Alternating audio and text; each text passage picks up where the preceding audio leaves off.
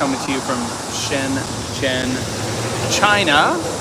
And I'm standing by the side of a busy road here in Shenzhen, and just want to take you guys for a little walk. You can hear the sound of summer in the air. The cicadas are loud, singing their song, doing their thing, all that stuff. There's a weird blurry thing that's happening right here. I think I've mentioned this in other live streams. Need to get a new screen cover. All right, let's see here. Take you guys for that little walk. So this is a park here called Lychee Park or Lychee Park. I don't know, potato. So we're gonna walk through here, then head to an area called eCool.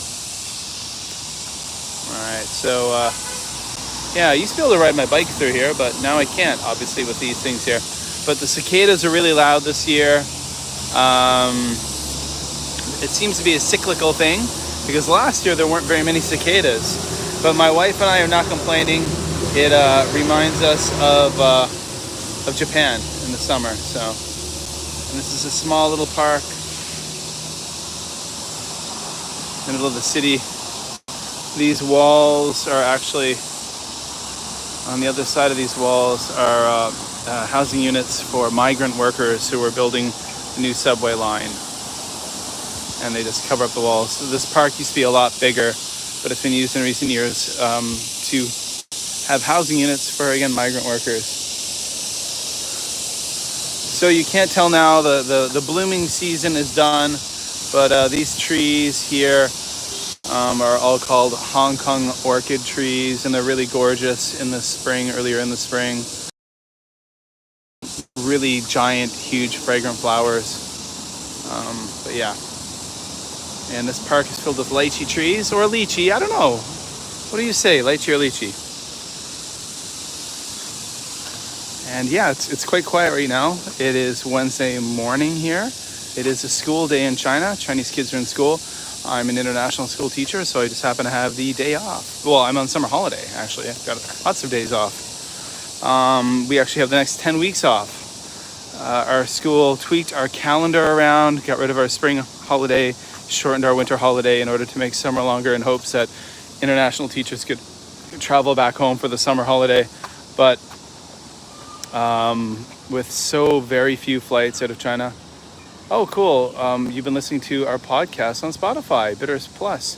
You've been listening to the Supernatural Japan podcast. Great. I hope you're enjoying it. There'll be a new episode coming this week. Got a brand new episode of the Supernatural Japan podcast coming your way. But yeah, so for a lot of us, we were hoping to leave China this summer, and my family and I head back to Japan and then Canada. But there are almost no flights out of mainland China, and the prices are insanely ridiculous. So we're here. We are going to go to the city of Xi'an next week, and that's where the Terracotta Warriors are. So that's on my wife's bucket list. This will be our last year in China, so we'll try to go to a few places. Really, since COVID restrictions started, or we got back from Japan, we haven't been anywhere. But yeah, so these are all lychee trees. And what's really interesting about lychee trees is that they have a very specific type of stink bug, these giant brown stink bugs, who love them. And which means that there are a lot of stink bugs around. Not as many as last year, realizing that these trees must be a cyclical thing. There's not as much fruit as last year, and not as many stink bugs.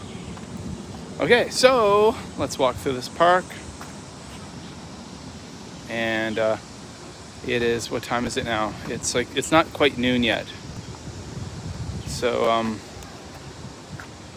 let's see.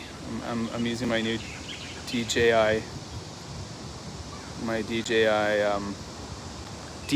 Osmo. So it's sometimes I don't have the most fluid control. Right now I'm using it, of course, using this YouTube live app, the YouTube app on my iPhone. When I use the DJI app, it is controlled a bit better. But yeah, so I'm off right now, just to do a bit of exploring, a bit of walking, share some things with you guys. Check out this tree, by the way. This tree is insane. This is a banyan tree. Look at that. A rubber tree. It's huge. Look at that thing. Those are all roots hanging from the branches.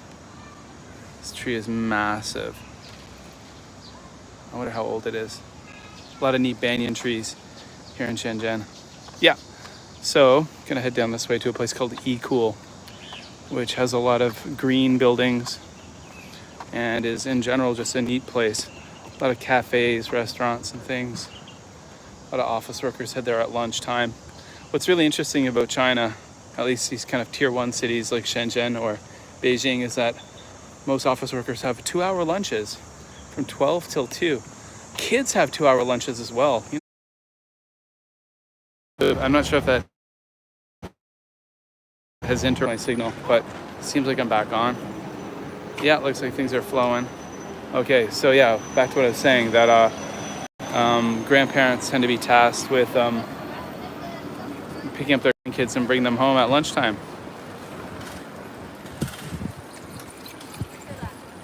Some pretty big tall buildings here.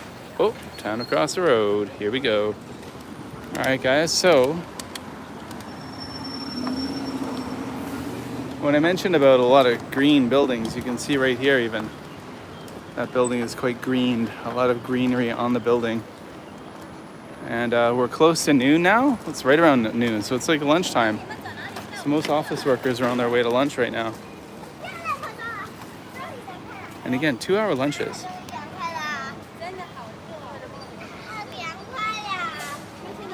Now, my wife has a Japanese friend who works for a Chinese...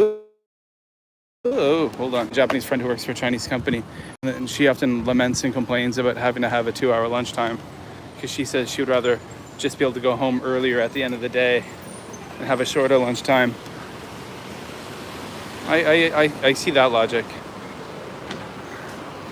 So this is a pretty kind of little hip and trendy area. Again, mostly little cafes and restaurants that office workers have lunch at. A very gentrified, nice little area.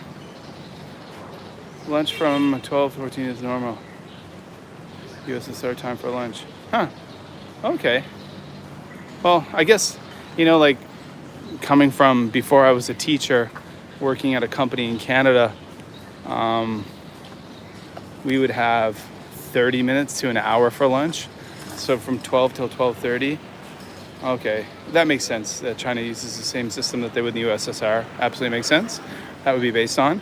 So yeah, so here they seem to, but one thing I find really interesting is a lot of companies seem to start work pretty late here. So even just like today, I was going to a park to meet some people at 9 o'clock and it was like 8:30. I was on my way to the park and a lot of people seem to be going to work at 8:30 in the morning.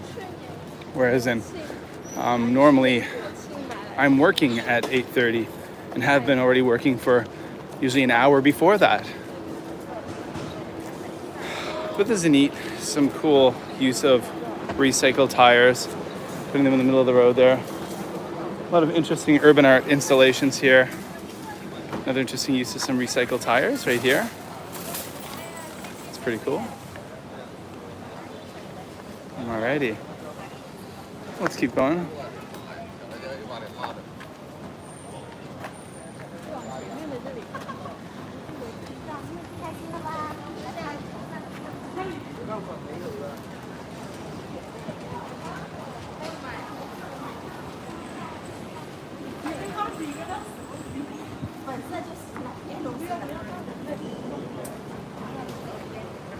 So actually, my wife and kids are at a late morning showing at the movie theater, a Japanese showing of a Doraemon movie. So if you guys are fans of Japan, you'll know the ubiquitous blue character, the blue robot cat from the future.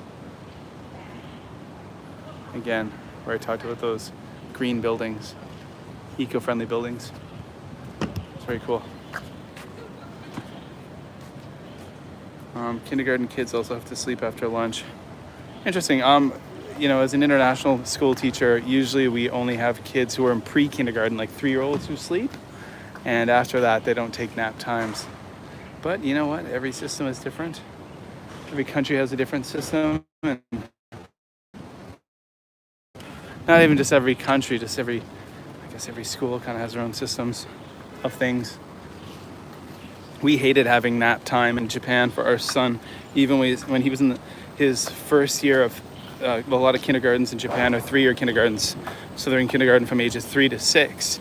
And that first year, when he was 3 years old, in the beginning of the year, he definitely needed that nap time.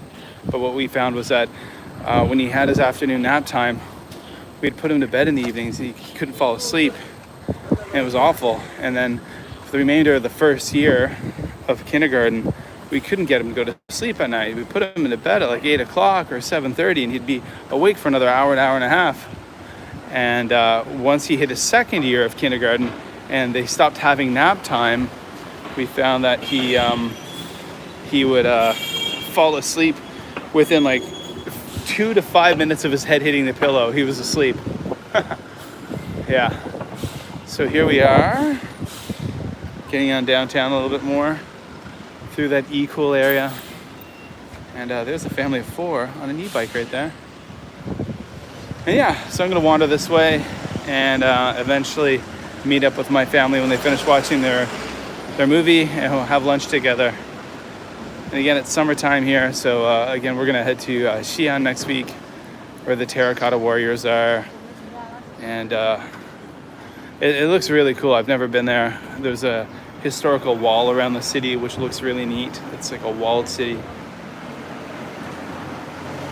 So now we're hitting kind of an area where there would be like some kind of expat restaurants, foreign restaurants catering to foreign clientele. There's a place up here called Emily's, which is always quite popular, especially with their brunches and breakfasts.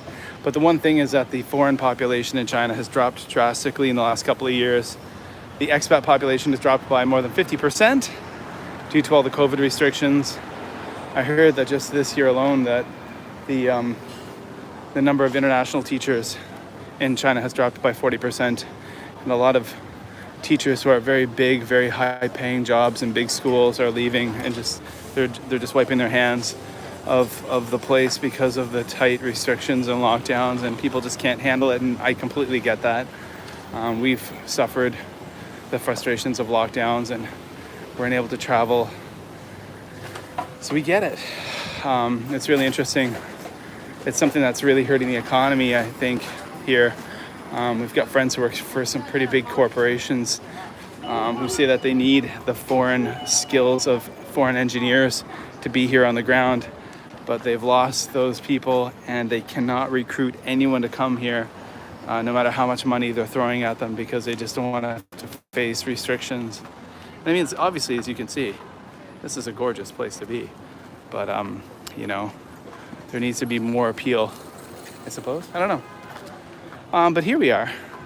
Here I am, just sharing with you guys a quiet little morning here in Shenzhen. Hope you guys are doing well. I'm gonna call it a live stream right now, and hopefully I'll be back to you a few more times over the course of the summer, and you guys can join me. I'll do a live stream from Xi'an. I think that'll be pretty cool, especially somewhere I've never been before, with a lot more kind of history. That is where the Xi'an is the start of the Silk Road. That's where the Silk Road began. All right, guys, I hope you're doing well. If you haven't already subscribed, I got a podcast all about Japan called the Supernatural Japan Podcast.